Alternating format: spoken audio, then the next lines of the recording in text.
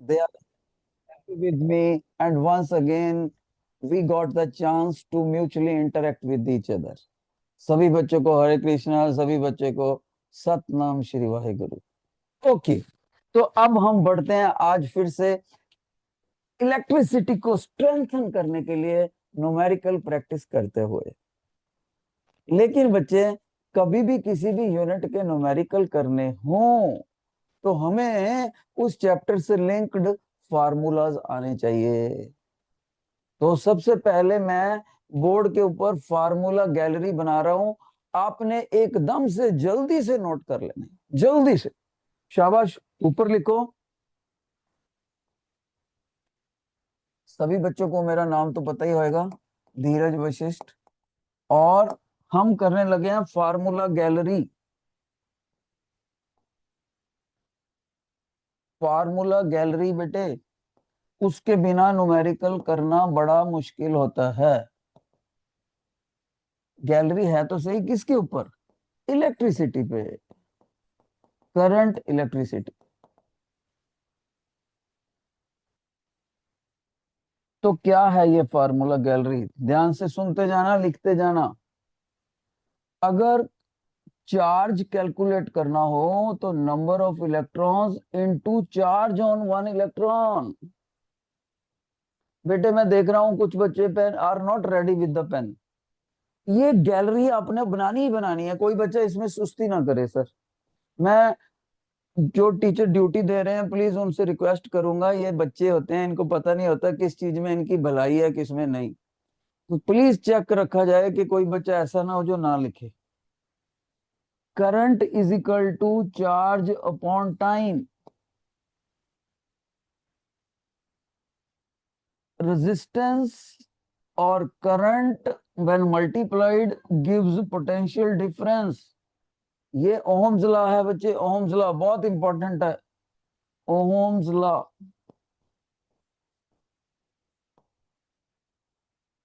Resistance is equal to resistivity, length of the conductor, cross sectional area। अभी तक teacher ने only 4 formulas लिखे हैं। Okay. Conductance is reciprocal of resistance. Rho को बोलते हैं रेजिस्टिविटी और सिग्मा को बोलते हैं conductivity. Conductivity is reciprocal of resistivity. Okay, next point. If I have the wire like this such that its cross sectional area is circular and radius is given, then cross sectional area circle वाला area का formula pi r square, cross sectional area. Got it? Next, अगर हमारे पास एक resistance लगा हो, दूसरा resistance उसी line में लगा हो और इनको सीरीज कनेक्शन बोलते हैं, तो एक्स और वाई में रेजिस्टेंस कितना होगा? दोनों का टोटल हो जाएगा। Series, series combination of resistors. लेकिन एक रेजिस्टेंस यहां लगा होगा, उसके नीचे दोनों किनारे जुड़े हुए होंगे, और आपसे मैं पूछ लूं ए पॉइंट और बी पॉइंट में कितना रेजिस्टेंस है? ऊपर वाला रेजिस्टेंस हो आर अपर, नीचे वाला हो आर लोअर, तो ये फार्मूला लगेगा। R A B is equal to, ऐसे बेटे रेसिप्रोकल में ऐड करना है, 1 upon R upper plus 1 upon R lower. उम्मीद करता हूं सभी बच्चों ने फार्मूला गैलरी बनाई है। लेकिन बच्चे बच्चे होते हैं, उनको पेपर में समझ में नहीं आता, सर इतने सारे सिंबल्स का नाम कैसे याद रखेंगे। इसीलिए मैंने अपर वाला सेक्शन छोड़ रखा है। अपर सेक्शन में मैं यूज हो रहे सारे सिंबल्स के मतलब लिखूंगा, और कौन सा सिंबल किस यूनिट में रिप्रेजेंट किया जाता है वो यूनिट भी मेंशन करूंगा। शाबाश, so everybody please be attentive. यहां पर टीचर क्या लिखने लगा है, देखो, symbols and units and constants, symbols and units and constants. Okay, तो देखो क्या लिखने लगा टीचर। शाबाश, योर अटेंशन। एक टीचर ने यहां सिंबल लिखा है Q. Q stands for electric charge. और इसको बेटे किस में मेजर करते हैं, in capital C. Capital C stands for coulomb. बच्चा कहेगा sir what do you mean by coulomb. Coulomb एक यूनिट है जिसमें चार्ज को मापा जाता है। फॉर एग्जाम्पल मेरे पास ये पेन है, how will I measure this, I will measure in terms of centimetre. तो कितने सेंटीमीटर लॉन्ग है ये, तो सेंटीमीटर लेंथ का यूनिट हुआ। इसी तरह चार्ज ज्यादा है या कम है देखने के लिए जो यूनिट यूज होता है वो होता है क्यूलम। शाबाश, यूनिट याद करना बहुत ही ज्यादा जरूरी है। एक सिंबल यूज करा है आई, ये होता है करंट का। और टीचर देखो ब्रैकेट में क्या लिख रहा है, in capital A. Capital A stands for ampere. Ampere इसका यूनिट है बच्चे करंट का। Okay, let's move to next. अब टीचर एक लिख रहा है वी। वी को वोल्टेज भी बोल सकते हैं, इसके दो नाम है। इसको पोटेंशियल भी बोलते हैं और कभी कभी पोटेंशियल डिफरेंस भी बोलते हैं, कभी कभी पोटेंशियल ड्रॉप भी बोलते हैं। Potential difference, potential drop, voltage drop या वोल्टेज। तो इसको आपने लेना होता है इन कैपिटल वी, जो कि सिंबल होता है वोल्ट का। जब तो ये टर्म फिजिकल क्वांटिटी के रूप में आए तब तो इसको पोटेंशियल बोलना है, जब यूनिट के रूप में आए कैपिटल वी तो वोल्ट बोलना है। ओके, एक इसमें सिंबल है, सभी बच्चे देखेंगे, कैपिटल आर। इसको बेटे रेजिस्टेंस बोलते हैं। बहुत से बच्चे इसको रेजिस्टर बोल देते हैं, वो सही नहीं है अगर फार्मूला की नजर से देखा जाए। रेजिस्टेंस है ये। और इसको कैसे मापते हैं, इन ये वाला सिंबल देखो, ओहम। इसका मीनिंग होता है करंट के रास्ते में ऑब्स्ट्रक्शन। ओके, नेक्स्ट एक सिंबल है बच्चे ये वाला, इसको बोलते हैं कंडक्टिविटी। कंडक्टिविटी इसको मापते हैं किसमें, एस एम पावर -1। ये इसकी यूनिट है, मतलब साइमन पर मीटर। साइमन पर मीटर इसका मीनिंग होता है बेटे। एक सिंबल है इसमें, गौर से देखो, रो। रो का नाम होता है स्पेसिफिक रेजिस्टेंस। स्पेसिफिक रेजिस्टेंस बच्चे, इसका एक नाम और भी है, क्या नाम है, इसको हम रेजिस्टिविटी भी बोलते हैं। रेजिस्टिविटी, दो नाम है इसके। और बेटे इसको किस में मापते हैं, इन ओहम मीटर। ओहम मीटर इसका यूनिट है। ओके, और कौन सा बचा मेरे बच्चों, कैपिटल ए बचा। कैपिटल ए को बोलते हैं cross sectional area. Cross sectional area या एरिया ऑफ क्रॉस सेक्शन भी बोल देते हैं। इसको लेते हैं मीटर का स्क्वायर। मीटर का स्क्वायर। और स्मॉल टी तो आपको पता ही है, स्मॉल टी टाइम होता है। Time, time is always put in second. Second is the international unit of time. सारे सिंबल कवर हुए। आर का मतलब होता है क्रॉस सेक्शनल रेडियस, छोटे आर का मतलब, रेडियस हमेशा मीटर में होता है। अभी भी ये क्वेश्चन आपसे नहीं सॉल्व होंगे क्योंकि आपको कुछ कांस्टेंट या कन्वर्जन फैक्टर भी याद करने हैं। कौन से, ध्यान से सुनो। स्मॉल ई का मतलब होता है एक इलेक्ट्रॉन के ऊपर कितना चार्ज है, चार्ज ऑन इलेक्ट्रॉन। और इसकी वैल्यू सभी बच्चे याद कर लो अभी, 1.6 into 10⁻⁻⁻19 coulomb. 1.6 into 10⁻⁻19 coulomb is the charge on single electron। सभी बच्चे इस सिंबल को याद रखेंगे। स्मॉल m का मतलब मिली होता है, मिली, और इसका मतलब 10⁻³ एक बच्चा बोलेगा सर कभी तो आप स्मॉल m को मीटर बोलते हो, मीटर का स्क्वायर, कभी मिली बोलते हो। बेटे ये मिली कब यूज होएगा, जैसे मैं बोल दूं 7 मिली एम्पियर, तो मिली वहां पर लगता है एम्पियर के साथ, वोल्ट के साथ, ऐसे ओहम के साथ। एक ये वर्ड होता है म्यू, होता है ये ग्रीक लेटर म्यू, इसको माइक्रो बोलते हैं, माइक्रो। माइक्रो का मीनिंग याद रखना बेटे 10⁻⁻6। एक ये वर्ड होता है स्मॉल के, का मीनिंग होता है किलो, 10⁻³ पॉजिटिव में है, मिली का 10⁻³ था। एक और वर्ड होता है, ये वाला ध्यान से सुना, माइक्रो, माइक्रो, इसको माइक्रो, माइक्रो को पिको भी बोलते हैं, PICO, पिको, पिको। पिको का मतलब 10⁻12, 10⁻⁻12।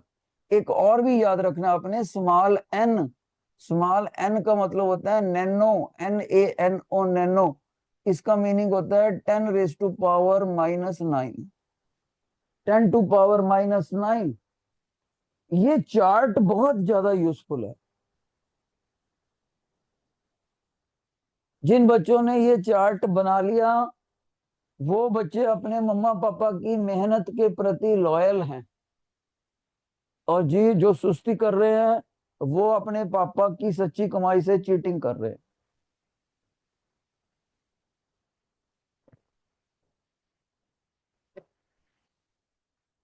शाबाश। May I ask how many students have written और writing sincerely? Please raise your hand if you have made the gallery. शाबाश बेटे, डैफोडिल में बहुत अच्छे। जल्दी से नोट कर लो, एक दो बच्चे अभी लिख रहे हैं। ये बहुत ही जरूरी होता है। इसके बिना भी एक और चीज जरूरी होती है जिसको बच्चे इग्नोर कर देते हैं और पेपर में आंसर नहीं लिख पाते। जानते हो बेटे क्या? ग्लॉसरी। ग्लॉसरी, उस पर्टिकुलर चैप्टर को के आंसर लिखने के लिए उस चैप्टर में यूज होने वाली जो टर्म्स हैं, क्या उन टर्म्स के स्पेलिंग आते हैं, क्या उनका प्रोनाउंसिएशन प्रॉपर आता है आपको? वो आपको चैप्टर के अंदर जाना है और खास खास वर्ड्स को अंडरलाइन करना है, रेजिस्टेंस, पोटेंशियल, ऐसे ऐसे। ग्लॉसरी, वोकेबलरी बनानी होती है, टर्मिनोलॉजी कह सकते हो। Okay, now we are proceeding to do the numericals. शाबाश, मैं इसको मेमोरी में डाल रहा हूं, सभी बच्चों ने जाकर यूट्यूब से रिवाइज जरूर करना है। अब ये न्यूमेरिकल शीट है, please pull out the numerical sheet. सभी बच्चे ध्यान रहे इस बात का, मैं आपको वो क्वेश्चंस कराऊंगा, पहले पहले वो क्वेश्चन कराऊंगा जो आपके दूसरे सेक्शन को नहीं कराए, ताकि आप आपस में शेयर भी कर सको आंसर। सबसे पहले हम करेंगे question number 13। Question number 13, please read it and try to solve. Please read it and try to solve.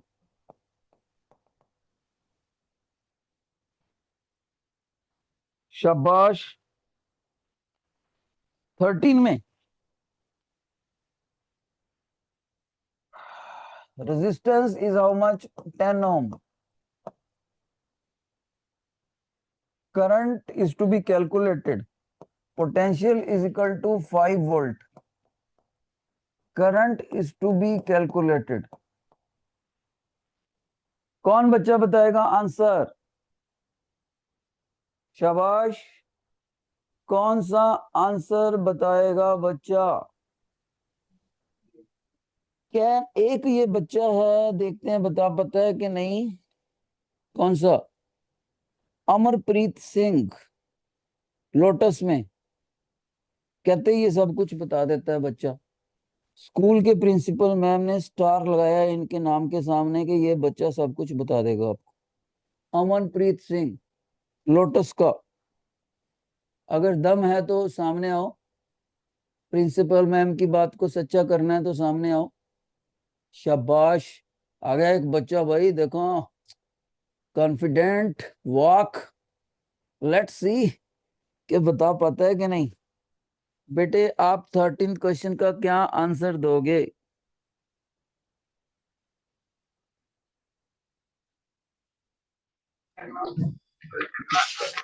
What is the answer 13th question? 1.2। हाँ जी, फिर से बोलो बेटे, फिर से। 1/2।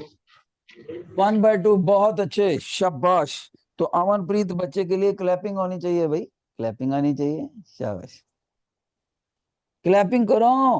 परफॉर्मर है आपके स्कूल का। If you appreciate a performer, then only you yourself can become the performer. Okay, तो बच्चे इसमें देखो, अब मैं ना ये क्वेश्चन सॉल्व करूंगा, ठीक है? तो मैंने इसको ऐसे सॉल्व कर दिया, ध्यान से सुनो। मैंने करंट निकाल दिया इतना।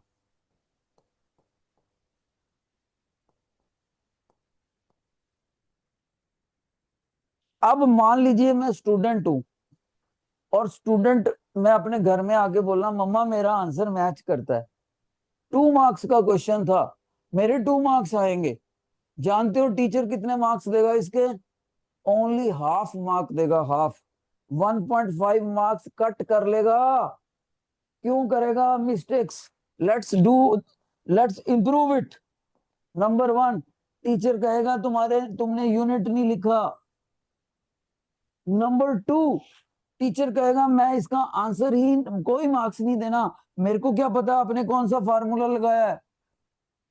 फिर बच्चे को ये इंप्रूवमेंट करनी चाहिए, एज पर ओम्स लॉ, उसको फार्मूला बिना लिखे बिना अप्लाई नहीं करना। एनसीईआरटी की इंस्ट्रक्शन बुक कहती है कि पहले फार्मूला लिखना है, फिर डाटा भरना है।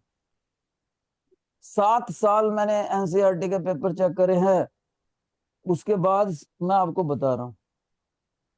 और भी अगर आप अपने कंपटीटर से आगे निकलना चाहते हो क्लास में, तो जो डाटा गिवन है उसके ऊपर हेडिंग दो, given, given number 1, number 2 asked, current पूछा, सोल्यूशन, सोल्यूशन, पूरा हो गया, आखिर में आंसर 0.5 एम्पियर। और जो बच्चा इसको हाफ एम्पियर लिखेगा ना, 1/2, उसके भी मार्क्स काट लेंगे एनसीईआरटी के मुताबिक। वो कहते हैं बच्चे को हाफ सॉल्व नहीं करना आता डेसिमल नोटेशन में। ओके, शाबाश। कितने बच्चों को लगता है कि सर आपका सॉल्यूशन देखने से मेरे को अपने सॉल्यूशन की प्रेजेंटेशन में इंप्रूवमेंट समझ आ गई? रेज योर हैंड, जो कहते हैं इंप्रूवमेंट आएगी मेरे सॉल्यूशन में। बहुत अच्छे, बहुत अच्छे, शाबाश। तो कौन से टीचर ने इंप्रूवमेंट करवाई? जिसने खुद एनसीईआरटी के 7 साल तक पेपर चेक करे, जिसने हर साल एनसीईआरटी की इंस्ट्रक्शंस पढ़ी। वो बता रहा है कि बोर्ड ऐसे ऐसे गलतियां करता है, बच्चे ऐसे ऐसे आपने नंबर काट लेने हैं, फार्मूला जरूर लिखा हो, सिंबॉलिकली सॉल्व करा हो, फिर जाके डाटा पुट करा हो, फिर डेसिमल नोटेशन में हो, फिर यूनिट लगा हो, फिर हेडिंग दिए हो। ओके, अब हम एक और क्वेश्चन करते हैं, लेकिन इस क्वेश्चन को करने से पहले मैं एक ऐसा क्वेश्चन पूछता हूं जिसमें तीनों सेक्शंस का मुकाबला है। रोज, डैफोडिल और लोटस। अपनी अपनी क्लास का ब्राइट बच्चा छांट लो, पहले ही छांट लो, उसको अपने माइक पे भेजना है। देखते हैं क्या आंसर देते हैं, पहले ही सोच सोच के बैठो। मेरा क्वेश्चन क्या है, ध्यान से सुनना बेटे। मेरा क्वेश्चन, यहां से इधर से करंट मैंने पास किया 10 एम्पियर, 10 एम्पियर, और रास्ते में लगा है resistance. Resistance is the obstruction in the flow of current. सभी बच्चों को पता है रेजिस्टेंस की डेफिनेशन क्या होती है? ऑब्स्ट्रक्शन, रुकावट in the flow of current, in the flow of electric current कहना चाहिए प्रॉपरली, इलेक्ट्रिक करंट। करंट कितना? 10 एम्पियर। और ये इसका यूनिट क्या होता है रेजिस्टेंस का? हमेशा ओम में। अब मेरा क्वेश्चन है, ध्यान से सुन लेना, कंपटीशन है तीनों क्लासों में, डैफोडिल और लोटस वाले माइक ऑन कर लेना। यहां पर करंट है मान लो आई डैश, और जो मैंने पास किया था वो करंट आई है। मेरा पहला, मैं आंसर की ऑप्शंस देता हूं। पहला, आई आई डैश के बराबर होगा। दूसरा, आई आई से ग्रेटर होएगा आई डैश से। तीसरा, I will be lesser than I dash. इन तीनों में से कौन सा सही बोलते हो? शाबाश। Rose students please send your best student on the mic, जल्दी भेजो। किसको भेजते हो? रोज के स्टूडेंट, वरना अगर नहीं भेजोगे तो मैं हारे हुए मान लूंगा। शाबाश, पूरे पूरे स्कूल के सामने प्रेस्टीज। माइक पे आओ, माइक पे आओ, ऐसे नहीं। Rose students please come on the mic and tell me, जो भी आपका आंसर है उतनी फिंगर खड़ी कर दो। अगर सेकंड आंसर सही है तो डबल फिंगर, थर्ड आंसर सही है तो ट्रिपल। ओके, रोज का बैठो, बहुत अच्छे। Daffodil please send your bright student, brightest. Daffodil कौन बच्चा रिप्रेजेंट करोगे? जल्दी बताओ भाई, किसको भेजते हो? डैफोडिल और लोटस अपने अपने ब्राइट बच्चे माइक पर भेजो, जो आपको लगता है क्लास में बेस्ट है।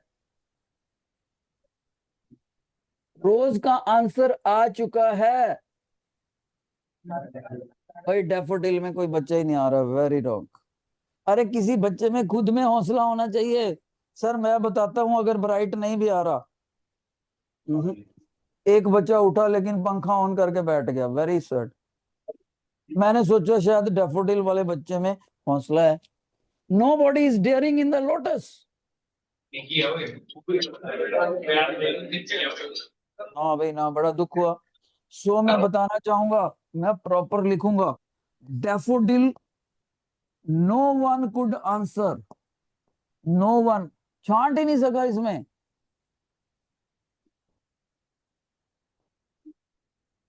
और लोटस, लोटस का भी नाम लिखना पड़ेगा, lotus also good note, very sad. लेकिन रोज, रोज ने आंसर दिया, रोज ने आंसर दिया, और उसने आंसर दिया वन। और टीचर बताना चाहेगा वन सही भी है, वेरी गुड, क्या बात है। रोज इज द अल्टीमेट विनर। कौन सा फूल सबसे ज्यादा तारीफ के लायक होता है? रोज। तो रोज वालों ने अपना नाम सार्थक किया, बहुत अच्छे।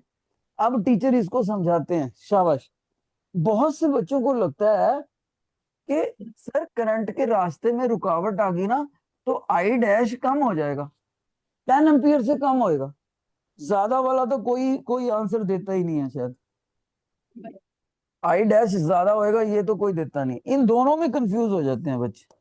उनको लगता है कि रेजिस्टेंस का काम है करंट के रास्ते में अटक लगाना, तो इसका मतलब 10 एम्पियर से तो कुछ ना कुछ काम होएगा ही होएगा। गलत। ऑब्स्ट्रक्शन का मतलब ये नहीं होता। ऑब्स्ट्रक्शन का मतलब क्या होता है मैं बताता हूं आपको अगले पेज पे। मान लीजिए ये एक रिवर है, रिवर, और ये रिवर यहां से कम चौड़ी होगी, यहां से नैरो हो गया, विड्थ कितना हो गया? मान लीजिए 6 मीटर। इधर कितना था? 10 मीटर। और बाद में फिर से वाइड हो गया। चलो, अगर मैं इन दोनों पोर्शन पे बात करूं, इधर से पानी की कितनी धारा आई, हाउ मच करंट, पानी कितना पानी आया था, बहुत ज्यादा आया, उतना ही पानी इधर निकला, फिर आगे निकल गया। लेकिन जिस जगह पर रिवर पतला हो गया, विड्थ कम होगी, 6 मीटर कम हो गया, वहां पानी को गुजरने में टाइम ड्यूरेशन, टाइम फैक्टर ज्यादा लगा। भाई मान लीजिए जितनी लंबी ये लंबाई है रिवर की, उतनी ही ये लंबाई है, लेकिन यहाँ पर नदी चौड़ी है, यहाँ पर नैरो है, तो टाइम फैक्टर नैरो नदी में ज्यादा होएगा, और यहाँ पर रास्ता चौड़ा है तो टाइम फैक्टर कम होएगा। ये मतलब होता है ऑब्स्ट्रक्शन का। इसीलिए तो बिजली की तरंग का नाम इलेक्ट्रिक करंट लिखा, करंट, करंट मैंने धारा, और ये क्या है, वाटर का करंट। कॉन्सेप्ट ऐसे याद रखना है बच्चे। तो obstruction means the resistance narrows the path of passage, it does not reduce the quantity of water.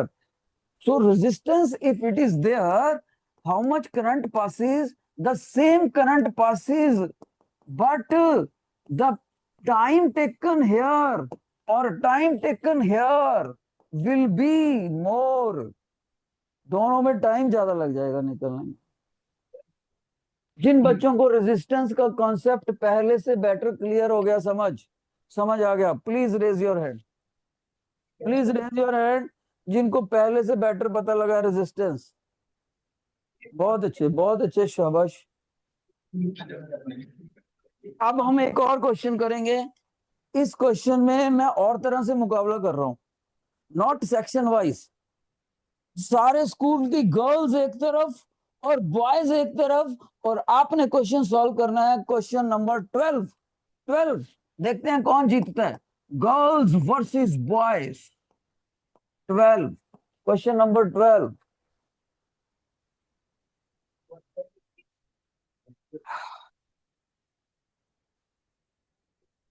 Question number 12, either girls और boys, who is the winner. अब देखो रोज के बच्चे ना माइक एसी की तरफ ज्यादा ध्यान दे रहे हैं, क्वेश्चन कम सॉल्व कर रहे हैं। बेटे हार जाना है आपने, गर्ल्स वर्सेस बॉयज।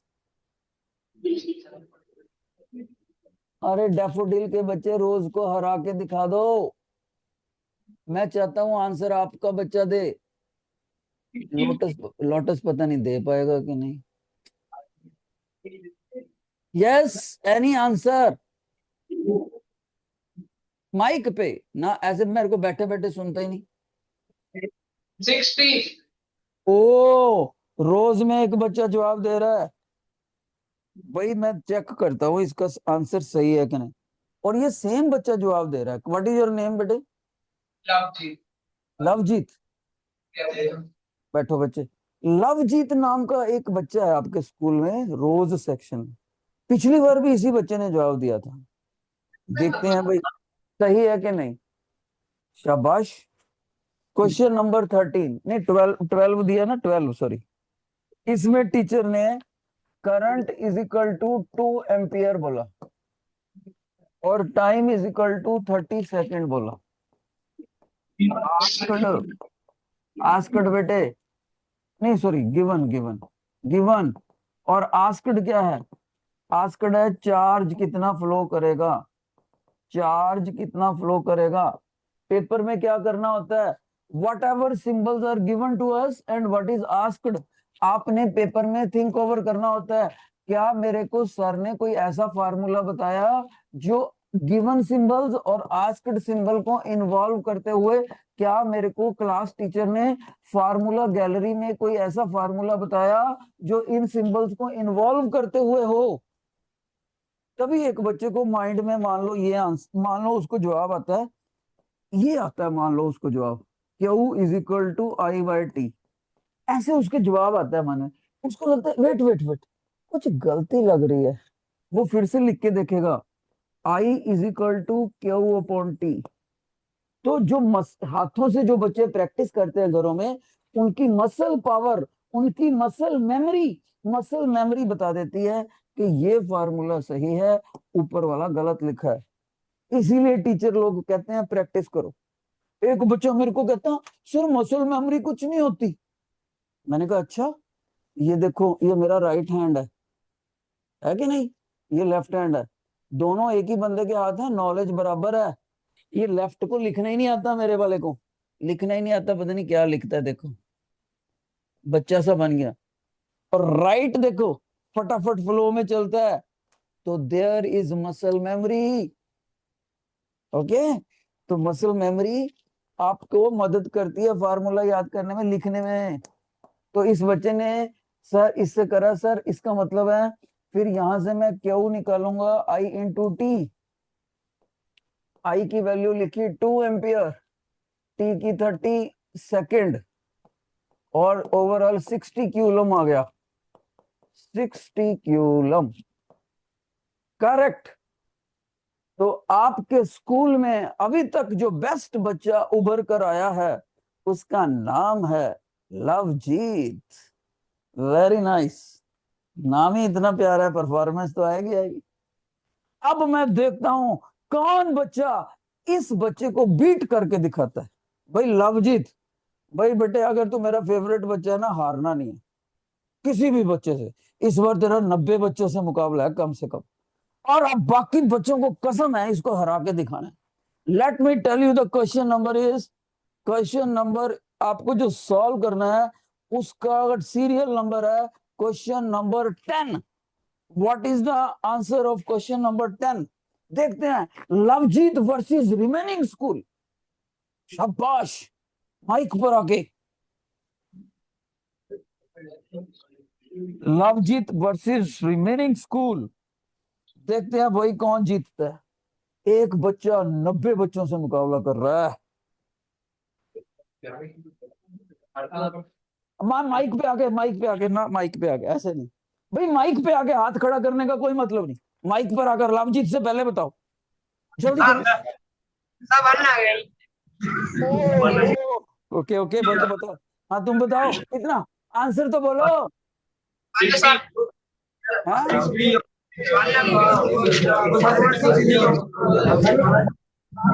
जाओ जाओ, अब मैं देखता हूँ इसका आंसर।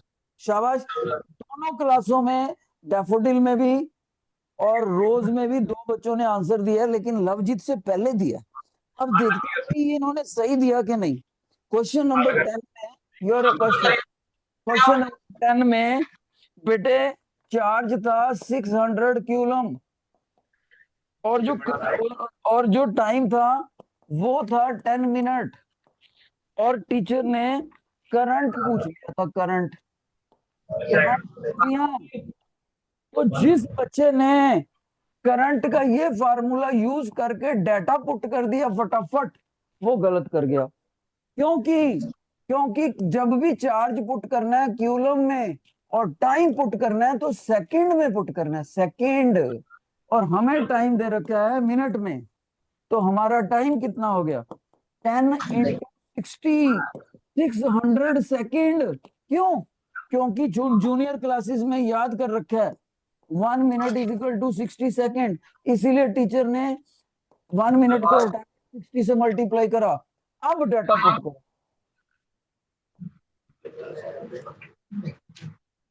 1 एम्पियर। और मैं बताना चाहूंगा डैफोडिल के बच्चे का भी सही है। ये जो बच्चा गात्रा डाल के बैठा हुआ है सबसे पहले, जिसने गात्रा डाला हुआ है, बहुत अच्छे परफॉर्मेंस। और जो लास्ट में बच्चा बैठा आया था, सबसे टाल बच्चा, 6 फुट से ज्यादा बच्चा आया था, उसका भी सही है। Very good.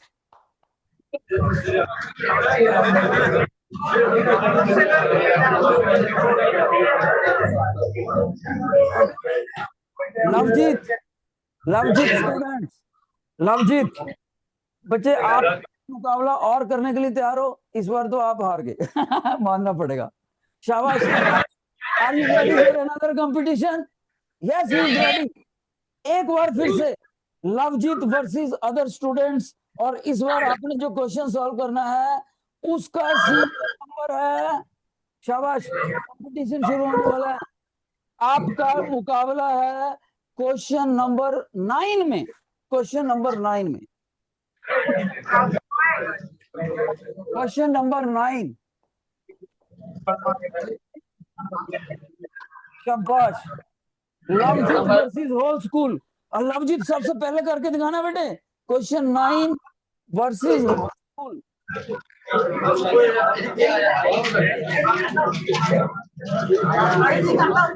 माइक पर आकर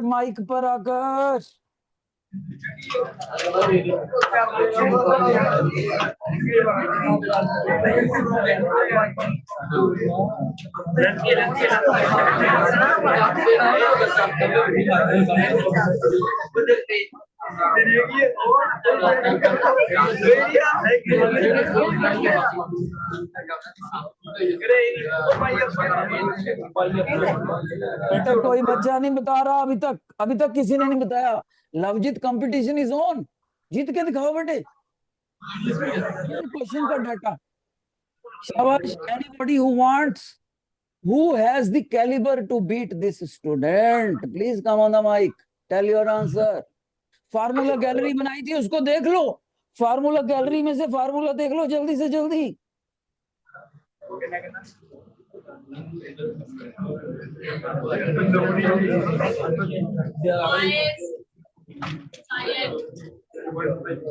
बेटे anybody from daffodil daring enough ना।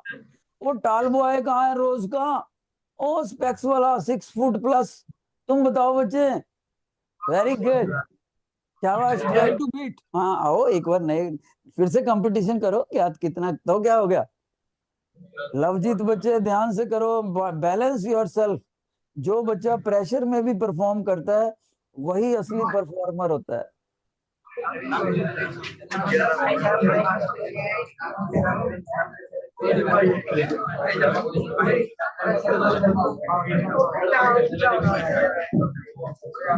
तो बेटे मैं आपको बताना चाहूंगा इस क्वेश्चन का जवाब स्कूल में कोई बच्चा नहीं दे सका। Time given. अब मेरे को ये करना पड़ेगा। Your attention. देना कोई भी बच्चा जवाब देना चाहता है लास्ट मौका दे रहा हूँ। Please come on the mike. कोई नहीं तो मेरे को करना पड़ेगा। टीचर ने आज आपको एक फार्मूला कराया था ध्यान से सुनो। अगर आपका कंडक्टर इतना लॉन्ग है उसका लेंथ L है उसका क्रॉस सेक्शनल एरिया A है तो आपको इसका रेजिस्टेंस ऐसे मिलेगा।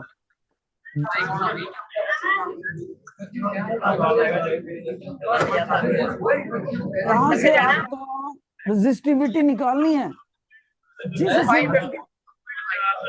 जिस सिंबल को निकालना होता है उसको अकेला करते हैं।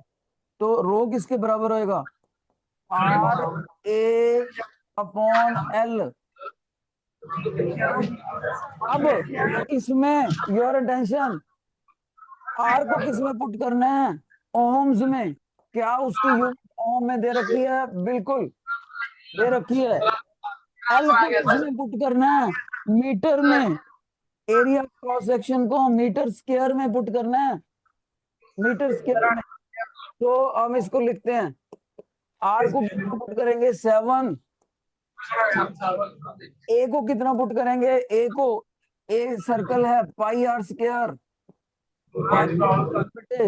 पाई की वैल्यू पाई लिख दिया। आर का स्क्वायर इसका स्क्वायर करना है वो भी मीटरों में कन्वर्ट करने के बाद 0.01 इंटू 10। देखो 100 से डिवाइड करना पड़ेगा सेंटीमीटर है तो 10⁻⁻2 वो भी स्क्वायर के साथ। नीचे लिखना ओ सॉरी ये तो हाँ ठीक था ये ठीक था। और नीचे लिखना है लेंथ है 1 सेंटीमीटर। 100 से डिवाइड करना पड़ेगा 1 divided by 100। Okay next step 7 into 3.14 पाई की वैल्यू पुट करी 3.14 और ये आ गया 0.01 और ये आ गया 0.01 और ये आ गया 10⁻⁻2 फिर से आ गया 10⁻⁻2। सर दो बार क्यों लिख रहे हो? स्क्वायर भी है ना और ये जो 100 है ना डिवाइड अपॉन डिवाइड घूम के ऊपर चला जाता है। ये बन गया 10⁻2। अब कितना ओम मीटर होगी ये? सॉल्व करते हैं। इन दोनों को मल्टीप्लाई करो।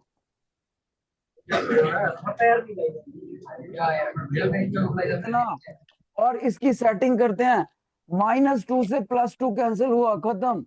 ये दोनों, ये बचा 10⁻², और ये भी देखो 1/100, ये भी 10⁻², बना। और ये देखो 1/100, ये भी 10⁻², बना। तो आपका आंसर बना 21.98 10⁻⁻6 ओहम मीटर। अभी भी ये साइंटिफिक नोटेशन में नहीं है। साइंटिस्ट कहते हैं कि इस डेसिमल को इधर लेके जाओ, सिंगल डिजिट होना चाहिए इसके आगे, तो इसकी पावर बढ़ जाती है। जब भी डेसिमल लेफ्ट पे जाएगा तो पावर इंक्रीज करेगी। कितने स्टेप लेफ्ट पे गया? एक ही स्टेप, तो 2.198। तो उधर क्या बनेगा? इधर बनेगा इंटू 10⁻⁻6। कितने स्टेप इधर गया था? एक, तो इसमें एक ऐड करना है। अगर 2 स्टेप हुआ होता तो 2 ऐड करते। तो आपका फाइनल आंसर बनेगा 2.198 10⁻⁻5 ओम metre.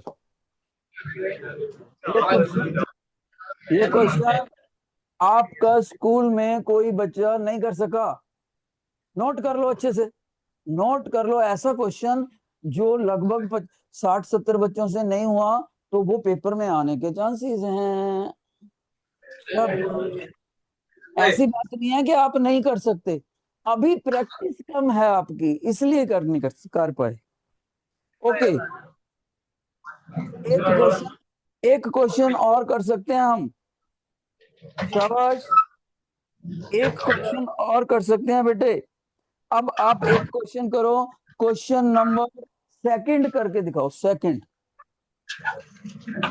Question. 6 week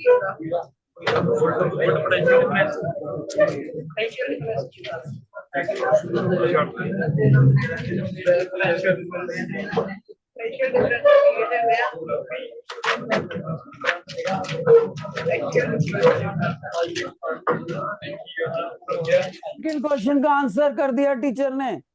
it was quite simple. Second question, कौन बच्चा मेरे को 8th क्वेश्चन करके दिखाएगा? 8th question.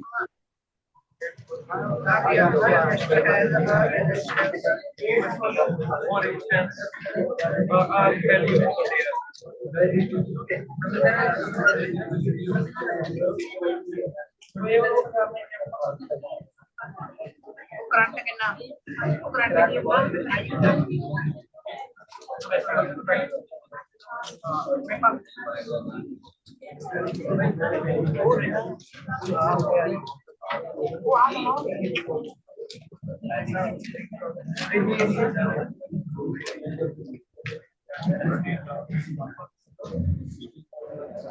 एक का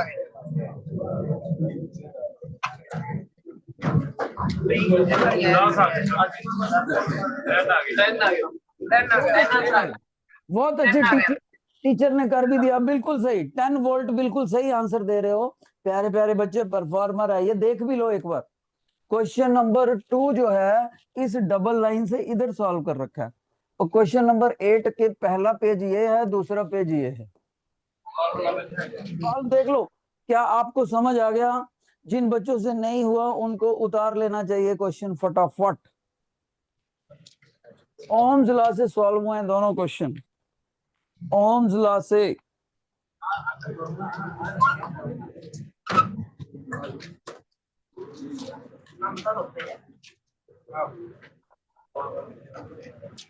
शाबाश।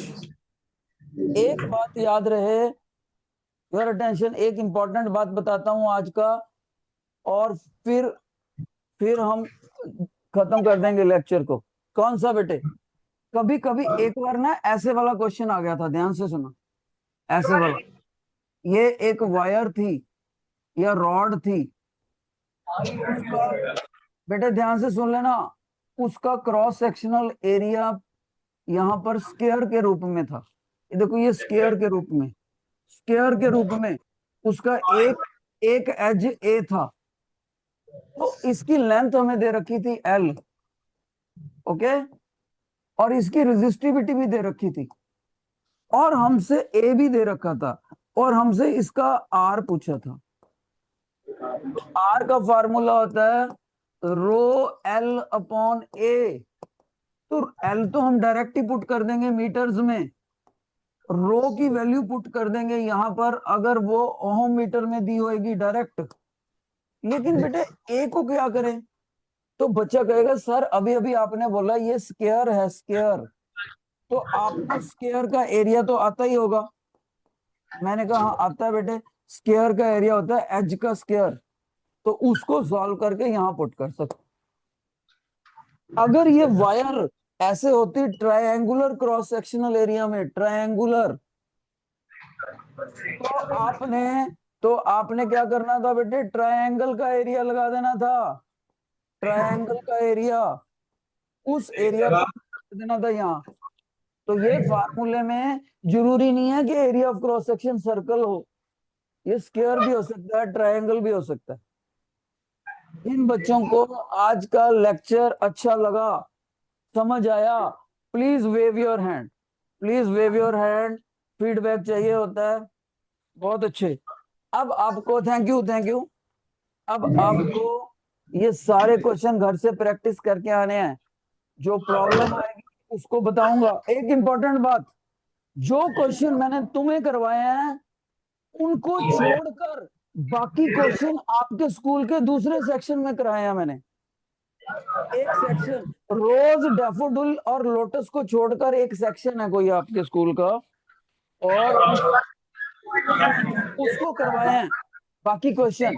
तो आप लोग आपस में भी शेयर कर सकते हो, सारी असाइनमेंट सॉल्व हो जाएगी फिर। Bye sir. बाय